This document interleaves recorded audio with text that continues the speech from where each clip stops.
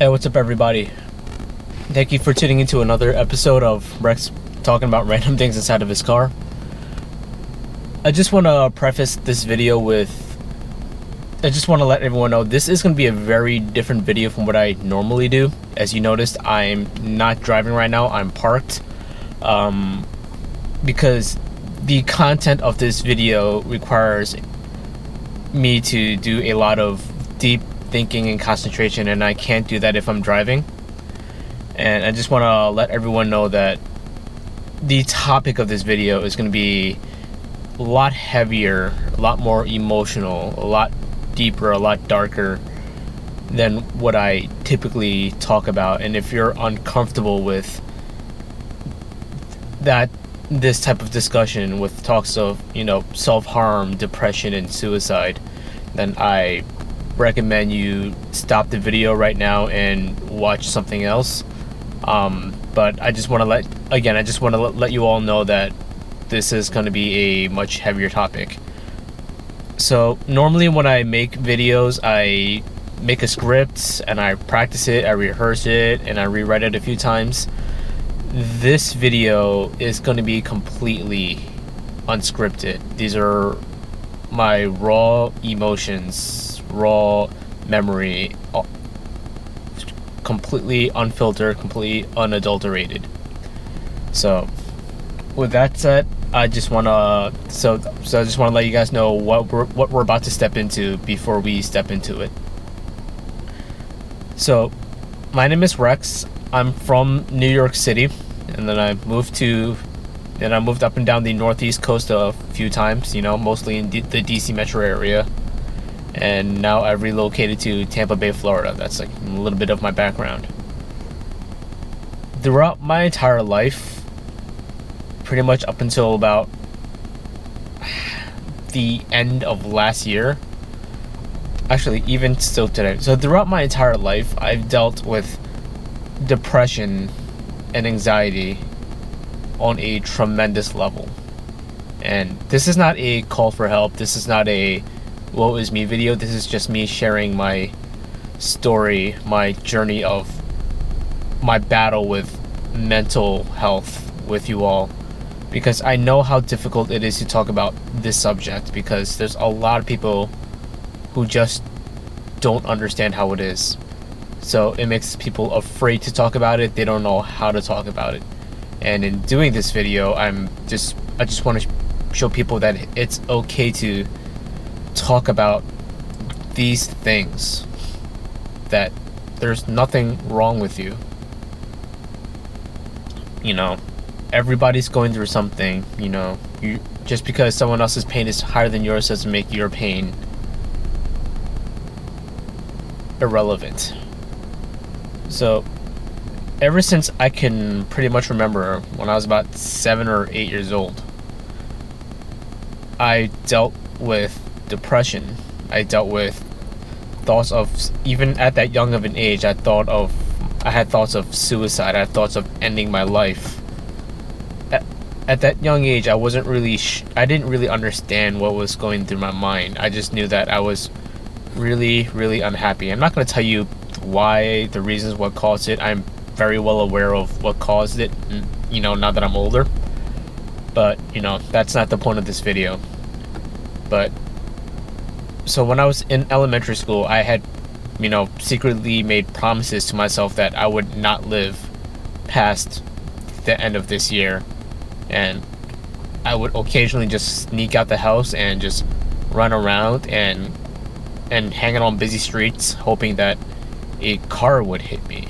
And this was like 3 o'clock in the morning when the family was asleep, and I would just sneak out. I don't think they even know about it. And I was a very lonely kid. I was one of 5 Asian kids in my entire school, and when we were young, it didn't really register to me that I was one of 5 Asian kids, but I always knew that on some level I was different from everybody else, and I didn't quite understand what made us different, but I just had the burning feeling in the back of my mind that I was very different. So I struggled a lot to connect with my peers. I wasn't really physically gifted. I was very small. I was always the smallest guy, last picked on the kickball team. And that hurt a lot, especially when I was already going through certain things at home with my own thoughts and emotions, so which left me feeling very, very lonely. And when you're lonely at such a young age, it does a lot of unexpected damage to a young mind that's trying to figure out and understand the world. This carried on until middle school. In middle school, I discovered, I went to a more Asian-dominated middle school, and for the first time in my life, I found that there were people who looked like me and spoke similar languages as me.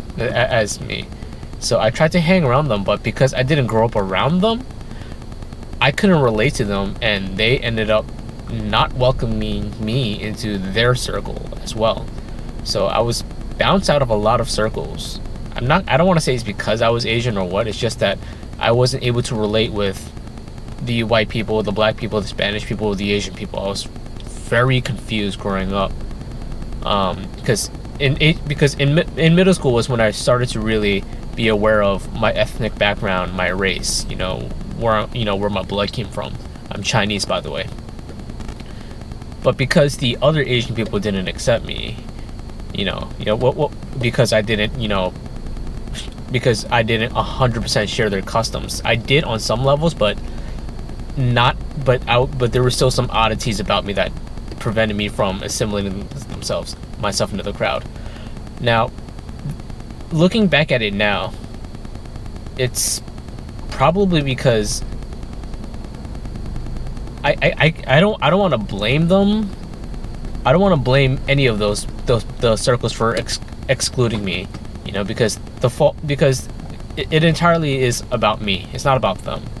It was that I didn't figure out on my own how to socialize well enough to be accepted into any of the peer groups, whether they're Asian, white, black, boy, girl, tall, short, athlete, jock, whatever. I just didn't learn the proper social skills to assimilate myself into the crowds.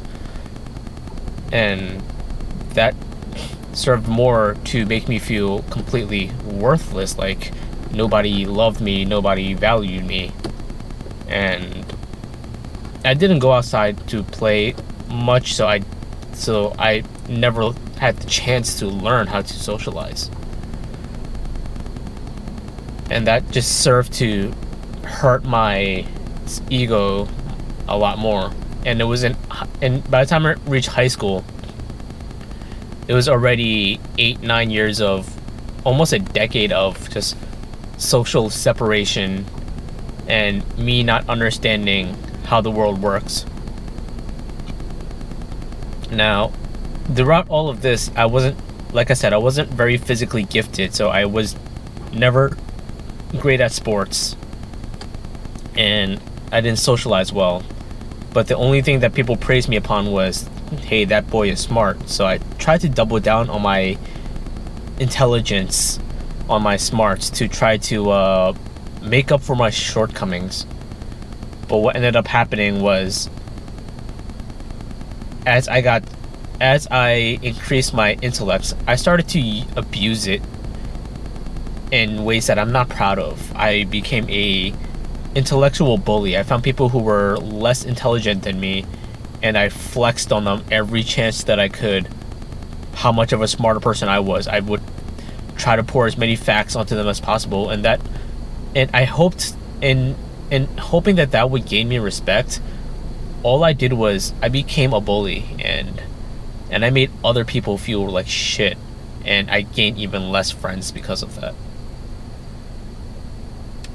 So by the time I made it to high school, I was already tremendously emotionally compromised. And at that point, because I don't think I never felt like I had any actual real friends. Except maybe this one guy, I'm gonna call him David. Just protect his identity. other than David, I didn't have any real friends. But even with David, I was really jealous of him because he was a very good looking, very smart, very athletically gifted individual, and people liked him. He was charismatic. He was my best friend, and I'll be honest, I'm not entirely sure looking back how we became best friends because we were so very different.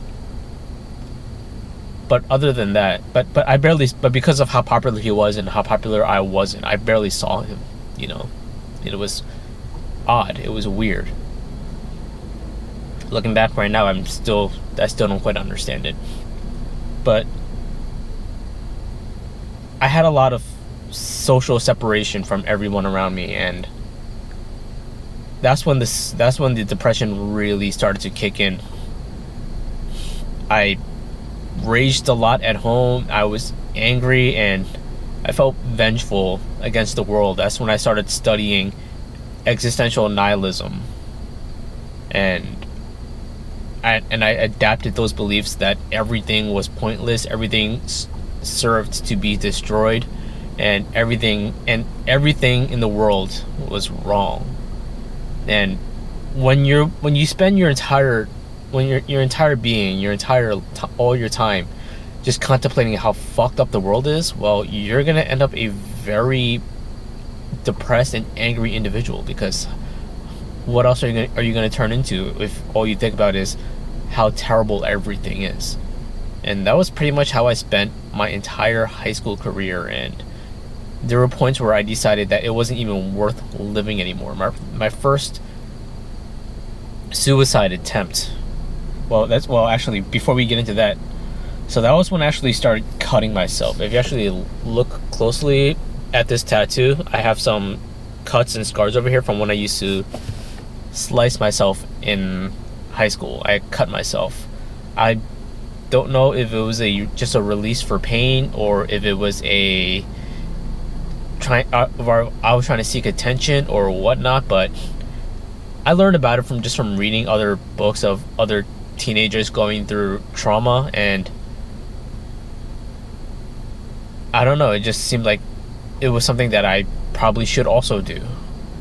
And that never really stopped. I continued to just do other forms of self-harm, and as I was cutting myself, as the blood ran down my arm and into the shower, because that was where I cut myself, I kept thinking, like, what's wrong with me? And when you ask yourself what's wrong with me, you're gonna get a whole lot of really bad answers, and that's when the infinite cycle begins. I told myself I wasn't smart enough, I wasn't good looking enough, I wasn't athletic enough, I wasn't enough, I wasn't anything, that the world would be better off without me, and that I'm just nothing but a burden. In fact, at that point in my life, I'd probably stolen about $5,000 from my own family. I hurt a lot of people. Some of the people that were the closest to me suffered a lot because of my depression and how I dealt with it, or how I didn't deal with it.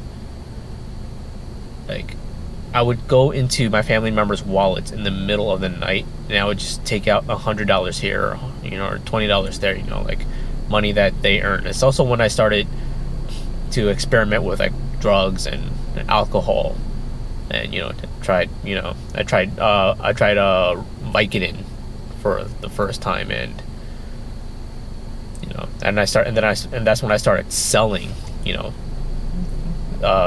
things, because I knew how to get my hand, because I was 14, 15 years old at the time.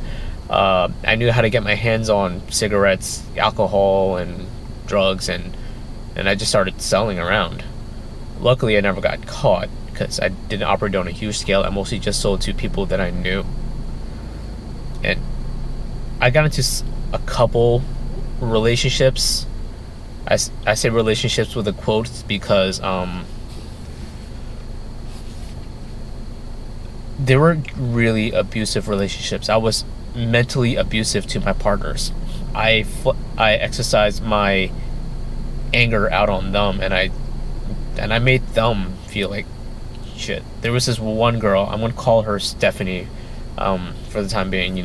She wasn't really popular in school, but then I found out she was attracted to me, so then I picked her up, and then I told her things that I knew would be manipulative, and I knew I was being manipulative at the time, but I rationalized it with, well, if the world is so unfair to me, I'm gonna be unfair to the world. And Stephanie, I was very mentally abusive towards her. I made sure she felt like she was below me, that she had to rely on me. And it wasn't until her friends finally picked her up, like, and took her away from me, and her parents had to transfer her to a different school, that she broke free of my vindictive control. And this was the world that I operated in throughout high school. Like, I'm not even getting into college yet. And throughout all this, I was just so angry at the world. I blamed everything on the world. I said the world is a fucked up place. Police brutality. It's a terrible thing. You can't trust friends. And I was forever alone. I remember I sat down with my guidance counselor. I was sent to my guidance counselor's office because of all the trouble that I was causing, and she had me draw like 5 circles, and in the circle she had me write my name, and she asked me to write the names of the people in my life, and the closer I felt to these people, the closer the circle. So it was 5 circles, all within each other, and in the smallest circle was my name, and I had to write down the names of all the people in my life, and the people that were distant from me were in the further circle, and the people that were close to me would be in the inner circle. I had nobody in the inner 2 circles. Even my family and everyone I knew operated on the outer fringes of my circles, so I didn't allow anyone near me because I couldn't, and I didn't trust people, and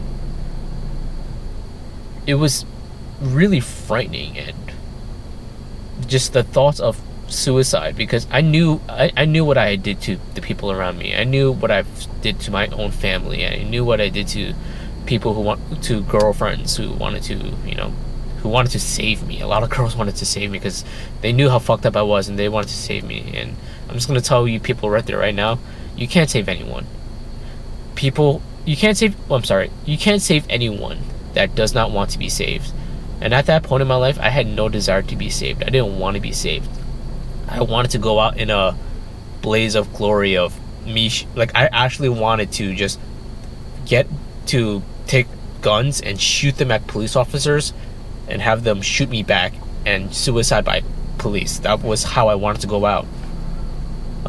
Luckily, I had a couple friends who were positive influences on me, who kept me from going off the deep end. I joined the dance team, and that was actually probably one of the best things that I did in my life, because dance and hip-hop culture probably saved me, because if it wasn't for that, I'd probably be locked up or dead by now.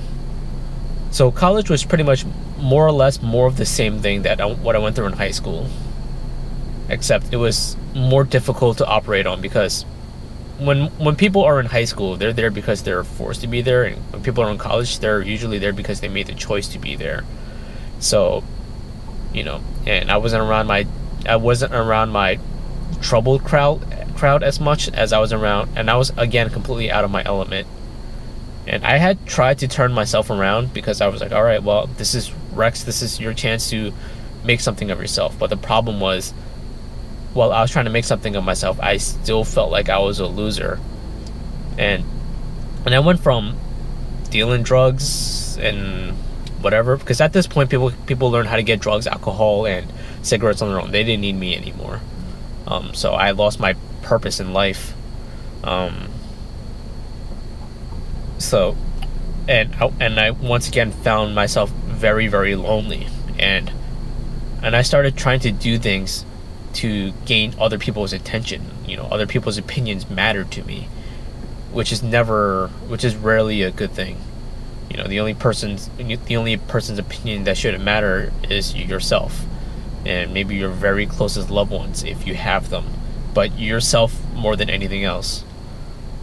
And it has to be an honest opinion of yourself. You can't feel like crap and say, "Oh, I'm the friggin' man." No, if you feel like crap about yourself, you have to tell yourself the truth. I feel like crap about myself. Because anyone who's ever been to an AA meeting knows the very first step is admitting you have a problem. And I wasn't willing to admit I had a problem back then. I just thought, whatever, this is the world. I'm just living in it, and the world's a fucked up place. It is whatever. In college, so I looked for groups to join, and I tried to leverage the dance team again. And in the dance, in the dance world, I tried to do things to please other people. I found out what other people valued, and I took those values and I tried to live out their values, which conflicted heavily with my own. Of course, that's never a good recipe for success. So people caught on to that very, fairly quickly, and it ostracized me from the group. So I got kicked out of a lot of different social circles again. It was like junior high school all over again. And that just furthered my alcohol. That just furthered my depression, and I got deeper into alcohol. For those of you who don't know me, I no longer drink and I no longer smoke. And pretty much, like, everything that I'm saying right now is a huge reason why. Because, when I drink and when I smoke, or when I take any drugs, any form or whatever, it just magnified my loneliness. It magnified my feelings of depression, my feelings of ineptitude, my lack of confidence, And I was aware of that, but I used alcohol anyway because it was the only way that because if I acted a fool, I could easily blame it on the drugs or the alcohol. Oh, that's not how Rex really is. That was Rex when he's drunk. But it was slowly taking over my life.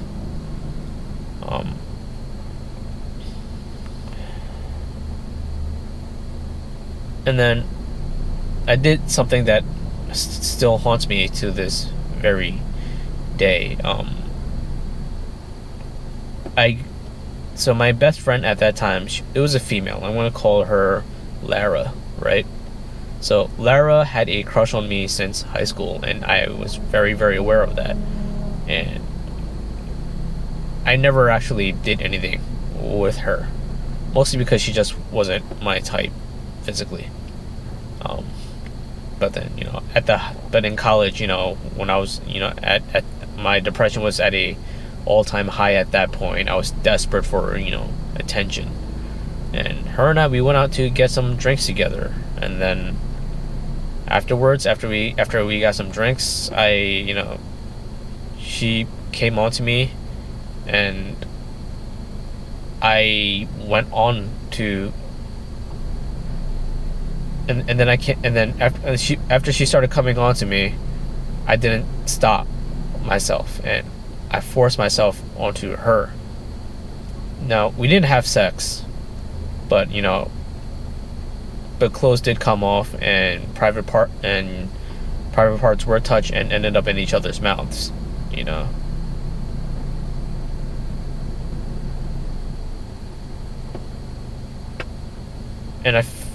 And then in the morning, because I didn't spend the night, it was in the back of my car, and then I dropped her off at her place. In the morning, she called and texted me. She said, "Did we do anything last night?" And then I lied to her. I told her we didn't do anything. And then she didn't text me for an entire week. And then I felt like crap because she had been nothing but golden to me throughout our entire friendship. And I didn't, even though we didn't have sex, I still felt like I raped her. Yes, she came on to me, but I was sober enough that I could have stopped it, that I should have stopped it, and I didn't. And then when we did finally meet again face to face, I told her the truth, and she slapped the shit out of me, and I fully deserved it and more.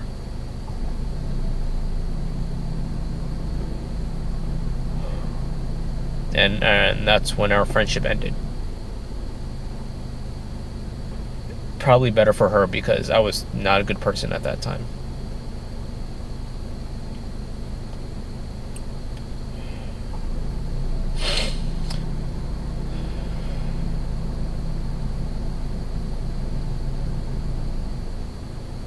And I can only think about the damage that it did to her and the stuff that she must have gone through because of me and my destructive habits.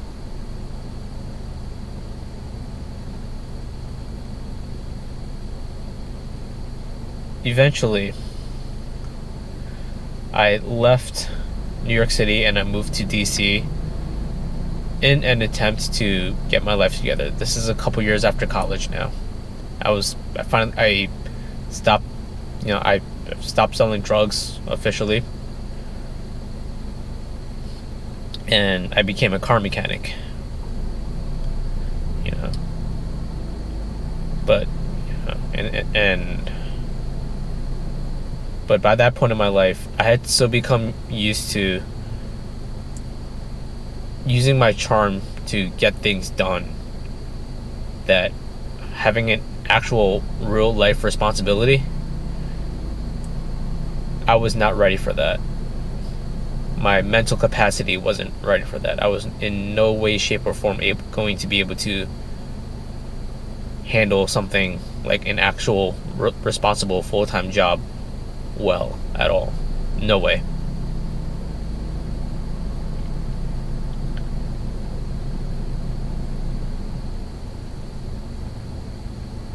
I was a very bad mechanic. I didn't fix cars very well.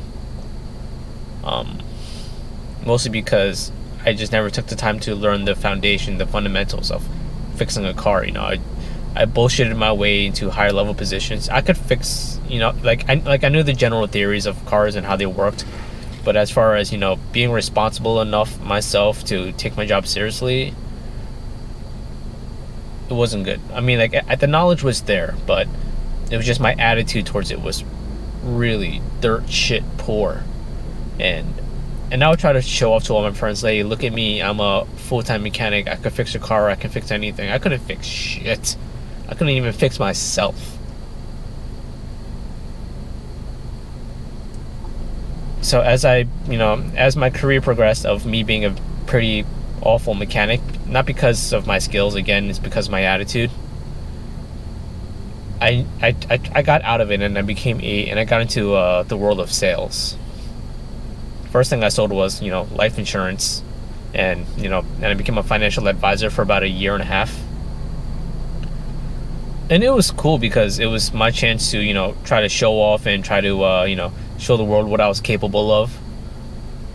But in that specific scenario, my the company I was at wasn't that great of a company. But then at that point, because of my struggles in all throughout school, my problems with alcoholism, my problems with struggling maintaining relationships, and my failures as a mechanic, my depression was at an all-time high. As when I looked back at my life, all I could count was failure.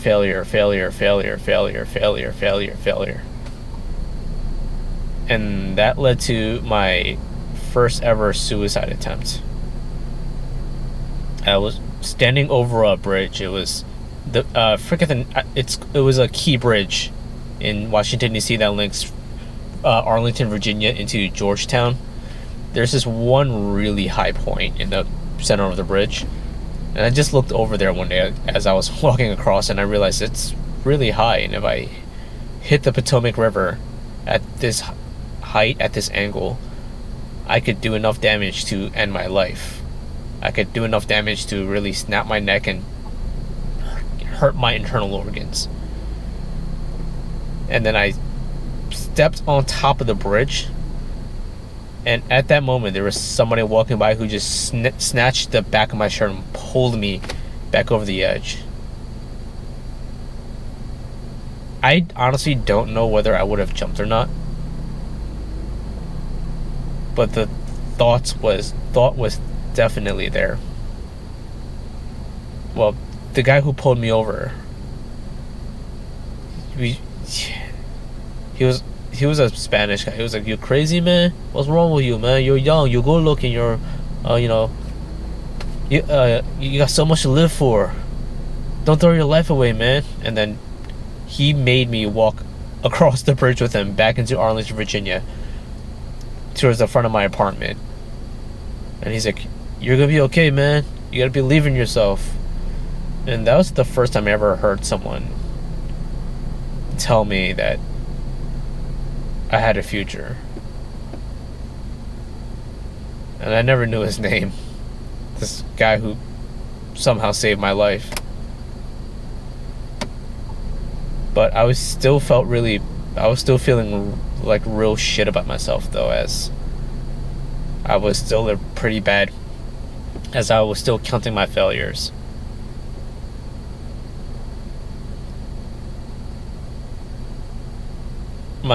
And then at that point I had stopped cutting myself for a little while, but as I started to feel more and more depressed and about myself, it was a point where at this point in my life, I'm going to fast forward a little bit because it's pretty much more or less the same stuff I've been saying for the last half hour. At this next point in my life, I was a car salesman, and I had sat in my office, and we had razor blades in our office because, to take off stickers on car windows, you need a flat razor blade, towel, and some Windex to scrape it all off. And then I just started looking at my arms, and I noticed I hadn't cut myself in a while. And at that moment, I don't know, something just came over me, and I decided to just cut myself. And one of the cuts got really, really deep. They were never vertical cuts. They were all horizontal cuts. And they were always right there. I can still see them.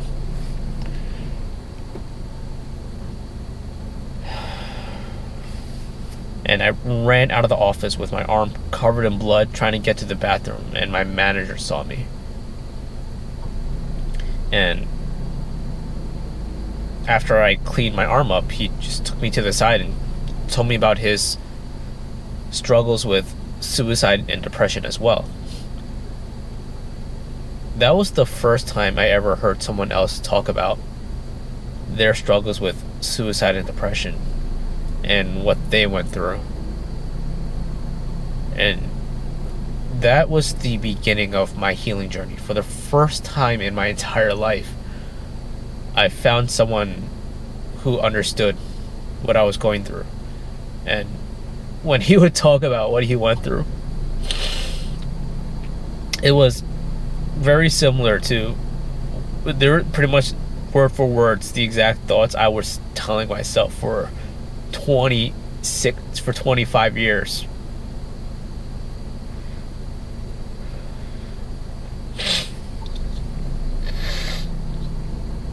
And he saved my life, man. He touched me in a way that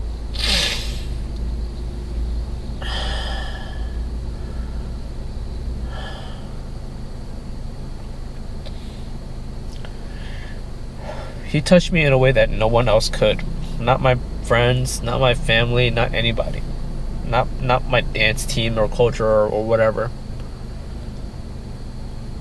When he first told me about what he went through, it just blew my mind that there was someone else in the world, that it made me feel not alone anymore.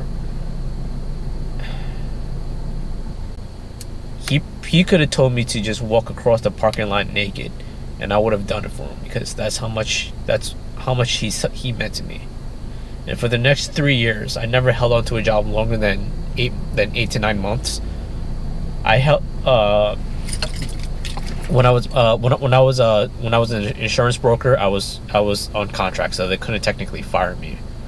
But when I became a car salesman, that was the first time I ever held on to a job more than 8 months. I held on to that job for 3.5 years, and I would have done anything for Kevin, and I would have done and I would have done anything for my manager because of what he did for me. He sent me to a mental health ward, which that and they kept me there for a week on suicide watch, and I met other people who were going through some really fucked up shit as well, and I met some really weird, crazy people in there. The mental health ward wasn't exactly a great place to be. It was very healing. I'll talk about that some other time. That's not what's important. But when I got out, I went back to work, and Kevin and I got back out to work, and my manager and we just sat down for an hour, and we just, we shared a cigarette, and we just talked about depression and suicide, and how if you've never actually been down to that depths of hell, and you'll never understand just how destructive it is. And the crazy thing is, you can't, when you're going through it yourself, you don't really know how deep it is until you suddenly wake up and you have a suicide letter written out. I've written 3 suicide letters in my lifetime.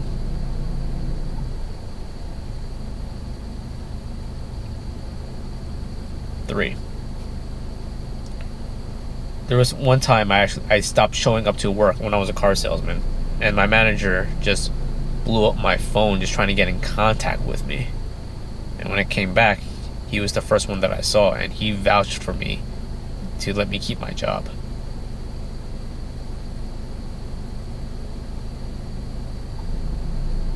I wasn't fully healed yet because I was still going through depression. I was still going through bouts of self-doubt, lack of self-confidence, and I was still going through lots of really bad thoughts in my mind.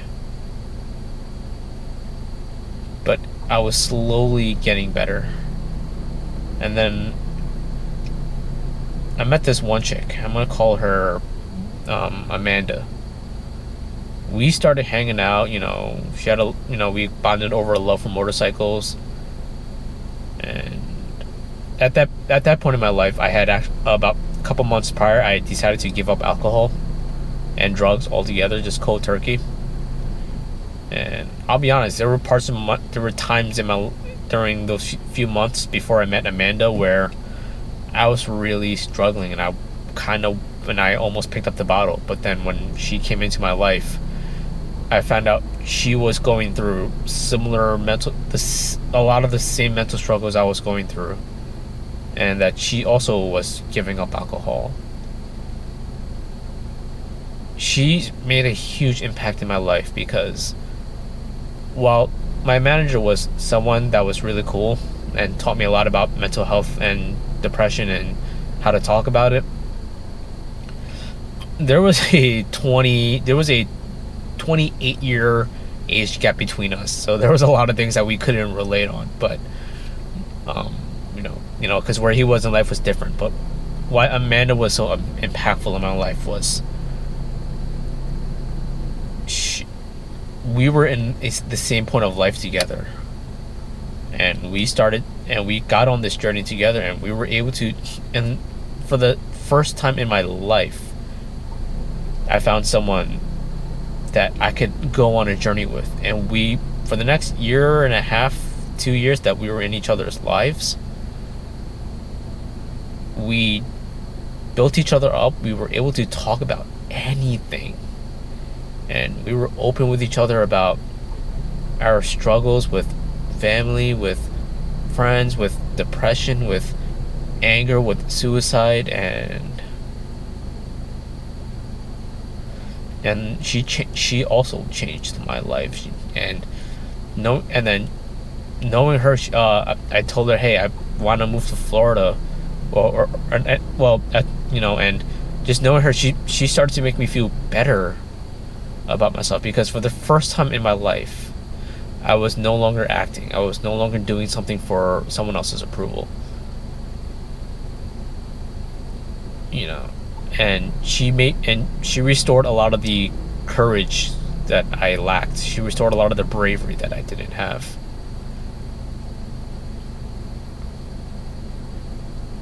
And also around that time, I'm and when I was still selling cars at this point, another man came into my life. He wanted to buy a custom Challenger, and it's one of the most baddest Challengers I've ever seen in my life. It's really nice. It's got this nice electric blue to it. It's got a nice wide body kit. It's got the a V8 Hemi motor, 485 horsepower, 0 to 60 in 4.2 seconds. That thing is mean. Well, this was a very wealthy person, and at this point in my life, I wasn't as angry as I used to be, but there was still a lot of anger in there. This man came into my life. He sat down in front of my desk and said, I want to custom order a Dodge Challenger. And when you've been selling for a little while, when you've been selling cars for a little while, you can sense who has money and who doesn't. So when he sat down in front of me, I knew, like, just by the way he talked, the way he moved, that this is a man who has some money in his life. And I remember being very angry at him. Angry. I didn't even know the guy. All he did was sit down in front of me, and when I sensed he had money, I was angry at him. But of course, I was a professional, and I didn't let my anger show. I just, went through his options with him, and then helped him custom order his Dodge Challenger. I will remember this. I will remember this man for the rest of my life. He's actually one of my best friends to this day. We text all the time. He has his own company. I've softly mentioned him in many of my videos. I've never had any client ever, whether I was selling life insurance or metal buildings or cars or whatever, or that was more enthusiastic about their purchase than this man was. He would always send me text messages. I am so excited. I am so happy. Thank you, Rex, for being part of this purchase. Thank you for helping me choose the car. And this was the first time in my life that I experienced true gratitude, true thankfulness. And this man was so excited that the day his car arrived, he told me to take it for a spin. Well, the thing is, I had to take it because we were doing a custom window tinting for him, and he told me, hey, when you take it to go window tint, feel free to push on the gas pedal, and I did. I'm not gonna lie. Good thing there were cops around, but through his enthusiasm, through his excitement, through his gratitude, he showed me that the power of being grateful and being thankful. And because of him, I started this thing called the 3 Thankfuls, where I just walk up to random people, usually friends, and I just ask them, hey, what are 3 things that you were thankful for to this day, on this day? And I've got some really good responses out of that. And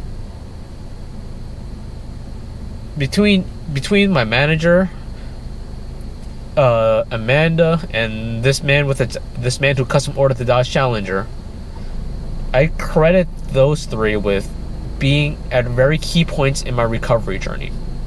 Now,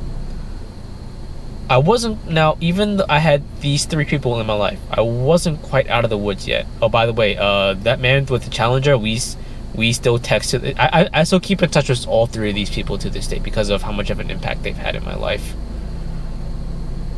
And then eventually I plucked up the courage and I moved to Florida, something that I've wanted to do for a long time. Well, actually, what I want to do is I want to move to Thailand, but then I decided, before I make that drastic of a change, let me go to Florida first, because if I can't survive the Florida heat, there's no way I'm surviving in Thailand heat. I love Florida. Next, I'm going to end up in Thailand one day. But when I moved to Florida, I picked up a new job at this company, and now I was selling metal buildings. I went from selling financial advice and products to selling cars to selling life insurance. I mean, to selling metal buildings.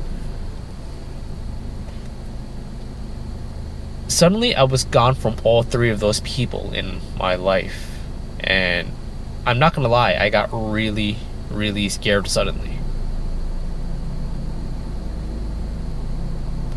The three pillars of my life that held me down were gone. Now, they weren't gone because I could still call them and text them, but I couldn't actually see them, and I can't actually reach out to them and touch them or hug them or whatever. And that makes a huge difference, especially because my love language is physical touch. It's pretty important to me to be able to hug people. Anyone who knows me these days knows that I like to hug people. It's kind of weird. It's kind of interesting.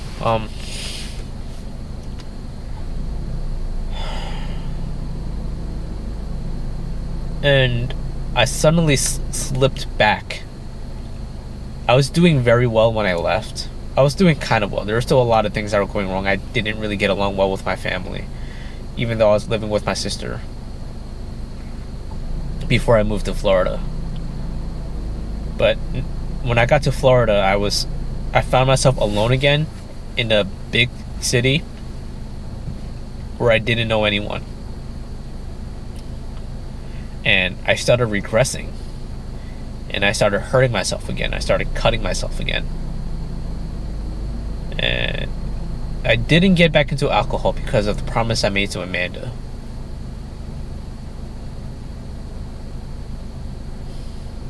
But I was back to feeling very lonely, and I started questioning myself.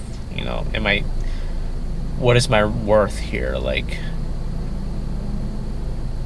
so December to January was when things really started to spiral out of control. And I wrote a brand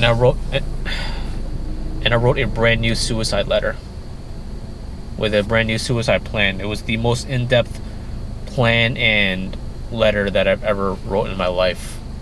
There were details on how to unlock my computer, where the first thing they would see would be my last will and testament, as to why I did what I did, and my goodbye letters to everyone.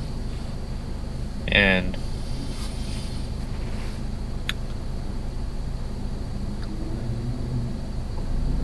at that time, because at the metal buildings company that I worked with, I worked at, my boss at the time, just changed my position, put me into a more administrative role, where I'm helping to make bigger decisions for the company now, and and there's people that and there's people that work under me now. And I'm essentially one of the partners now, which, I'll be honest, makes me feel really good, because I'm in a position where I can actually be of help to a lot of people.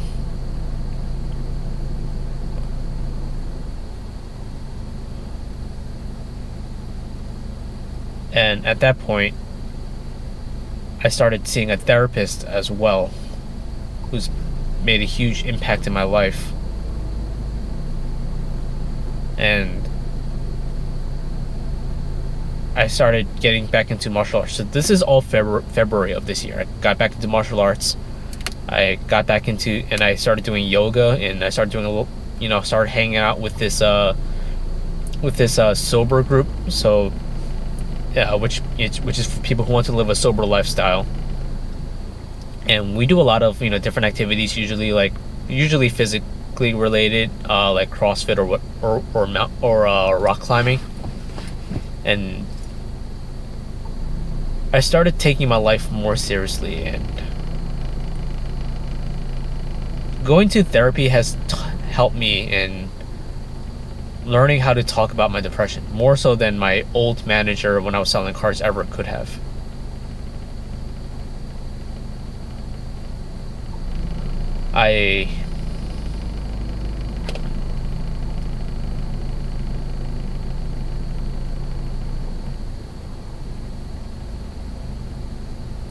I came to terms with a lot of stuff that went on in my childhood. I closed the doors and I was able to move on from a lot of the things that were holding me back emotionally. And I started, instead of looking at the past all the time, I started looking towards the future. I started being more growth minded, and I started, actually applying a lot of the things that I read, because I had read I've been reading self-help books for the longest time, but I would read them, but I would never apply them. And it wasn't really until February this year where I started really applying the things that I learned. Like I applied some of them a little bit in the past, but I didn't really engage them into my life. Now my life has completely changed. I've gained a lot more now. Do I still struggle with depression and suicidal ideations? Yeah, those thoughts are 100% still there. But the difference is I don't let them control my life anymore. I don't let them make my decisions for me anymore. And I've accepted that they're going to be a part of my life probably for the rest of my life. But the difference is I now no longer really care. The difference is I know that I have the ability to make the choices that I deem are worth making, versus in the past I would make choices just based on my emotions, and when my emotions were nothing but negative, well, that's only going to lead to negative results. And that's been pretty much my journey and my struggle with my own mental health, and how I came to start to tackle it seriously through the help with Amanda, my buddy who bought the Challenger, and my manager at the time. So when I came out to Florida and I started seeing a therapist, and I started making better decisions in my life. And because I made the better decisions in my life, I got a new position at the company, and which put me into a more responsible role, and now I'm responsible enough to make something out of it. And the most important thing I could say is, if you're someone who's struggling with mental health, well, the very first thing you have to admit is that you have a problem. Which sounds cliche, but it's the honest to God truth. If you don't know that you have a problem, well, you're not going to do things to go ahead and fix yourself. And once you acknowledge you have a problem, you have to fix it. And one of the best ways to fix it is to find growth-oriented individuals, to find growth-oriented people, and get into their life and get their lives into yours. Find people who are forward-thinking, people who want to make the world a better place, and get around them and get them around you. And then you have to start figuring out what kind of life you want to live. Do you want to live a life where you're remembered well? Do you want to live a life where do you want to live a life that's full of anger or depression, or do you want to live a life that's full of joy and abundance? And abundance doesn't have to mean money. It could be abundance of family. It could be abundance of friends. It could be abundance of happiness. You don't need money to be happy. Money helps pay your bills 100%. It's very important. But having more money doesn't fix your problems. Past a certain point, money stops buying happiness. There's been studies on this. And you have to be, and probably the most important thing is, you have to be willing to admit that you need help. And that your friends and family aren't necessarily the best help for you. You have to seek a professional. Someone who has the tools and the skill set to talk with you and figure out what the best fix is for your situation. I'm tremendously thankful to my therapist and all the work that we've done in just the last few months. I've never felt this good about myself in my entire life. And I'm not even at a I'm not even at a point where I can say that I'm happy yet. I'm on my way there, but there's still a lot of work to be done. And just because I reach a certain point doesn't mean that I stop, because happiness is something that must be maintained. Just like money, just like a house, just like a family. Just because you have those things doesn't mean you stop working. No, you have to continue to maintain those things. You have to continue to work hard and take care of these things. You have to take care of your happiness. You have to take care of your mental health. Again, back to so something I learned is Charlie Munger's 4 pillars of life. You have to maintain your health, you have to maintain your wealth, you have to maintain your love, and you have to maintain your happiness, because these are the 4 foundations of a good life: health, wealth, love, and happiness. None of those 4 are more important than the other 4. They're all equally important. So you have to find out what those things mean to you. What does health mean to you? What does wealth mean to you? What does love mean to you? What does happiness mean to you?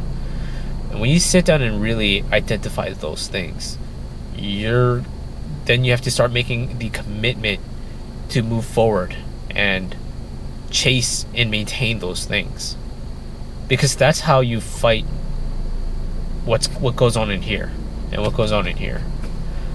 There's a lot of people I know and that I've encountered who could use a lot of mental help, but they don't go and seek it because they don't view that they have a problem. They don't admit that they have issues.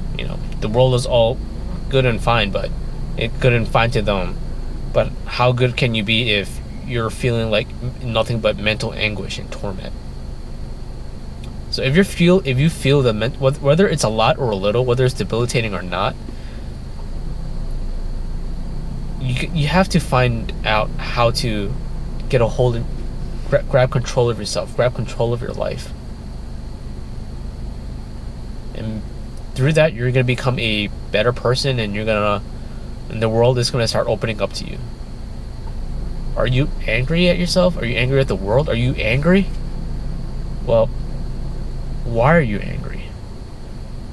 Don't talk to me about it. If you want to talk to me, I'm more than willing to listen, because I know how powerful it is to have someone listen to you.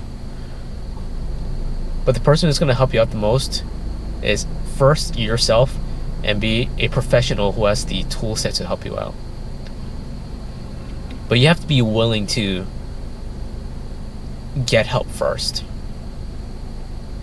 And I know this is a very, very long video.